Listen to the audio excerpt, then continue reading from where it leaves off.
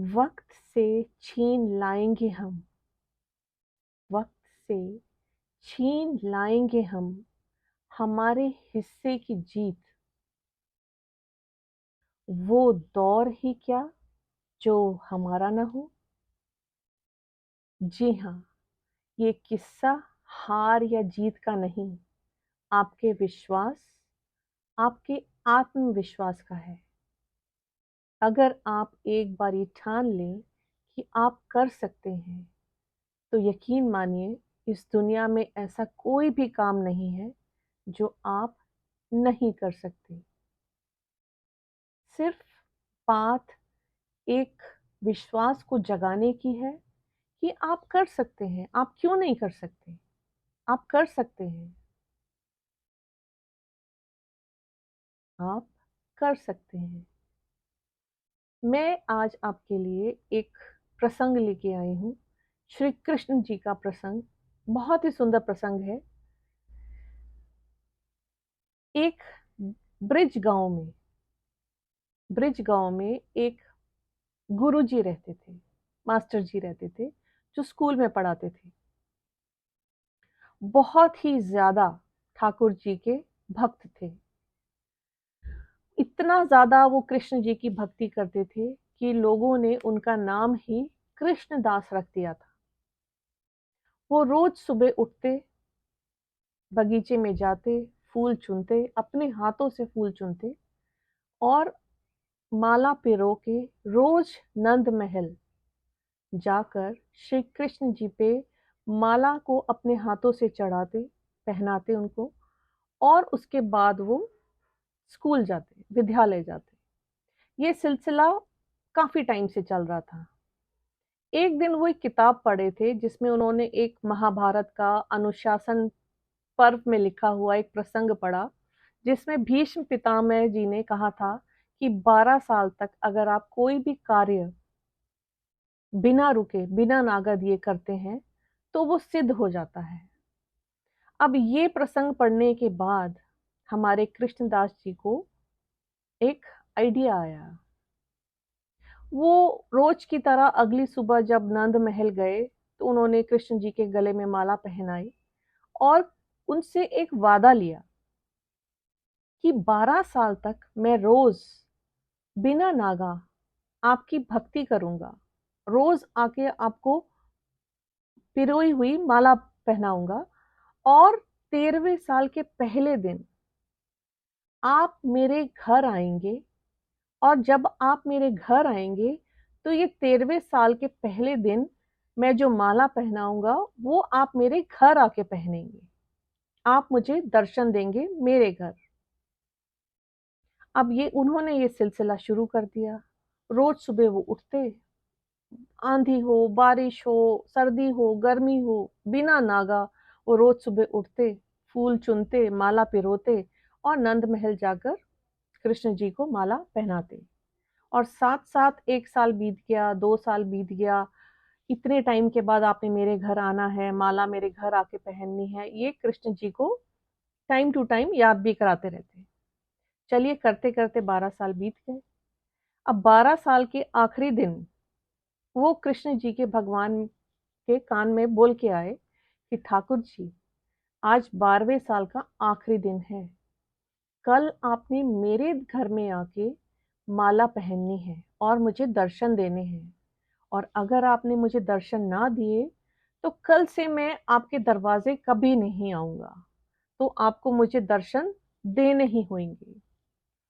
चलिए, और उनको बहुत विश्वास था कि उनकी भक्ति नाकाम नहीं होएगी, उनकी भक्ति उन्होंने पूरे मन से करी है, तो ठाकुर जी उनको दर्शन देंगे उनके घर आकर, और उनके घर जरूर आएंगे।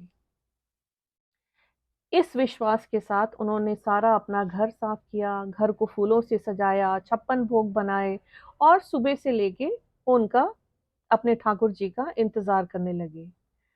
सुबह से दोपहर हो गई, ठाकुर जी आए नहीं, पर उनके मन में एक अटूट विश्वास था कि शाम होने से पहले, यानी सूर्यास्त होने से पहले, उनके ठाकुर जी उनको दर्शन जरूर देंगी। इंतजार करते रहे, करते रहे, करते रहे, करते रहे कि शाम हो गई। जब शाम तक ठाकुर जी नहीं आए तो अब वो मायूस होकर उन्होंने गांव छोड़ने का फैसला कर लिया।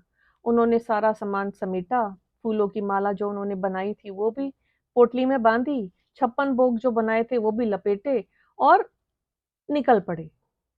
अब जब वो बुड़बुड़ाते हुए सड़क पे जा रहे थे कि कोई भगवान नहीं होता, पत्थर की मूर्ति है और मुझे ऐसे ऐसे मैंने सोचा था आएंगे, गुस्से में बुड़बुड़ा रहे थे, तो उन्होंने देखा कि एक तरफ से बहुत सारी गायों का झुंड आ रहा है। गायें आए जा रही हैं, आए जा रही हैं और उनके पीछे एक 10-12 साल का ग्वाला है और ये अपनी गुस्से में चले जा रहे हैं। तो ग्वाले ने उनको पीछे से आवाज देकर कहा कि आप क्यों इन गायों के झुंड के बीच में गुस्से में चले जा रहे हैं, क्या बात है? तो आप रुक जाइए, इन गायों को निकल जाने दीजिए, आप मेरे साथ, आखिर में मेरे साथ चलिएगा।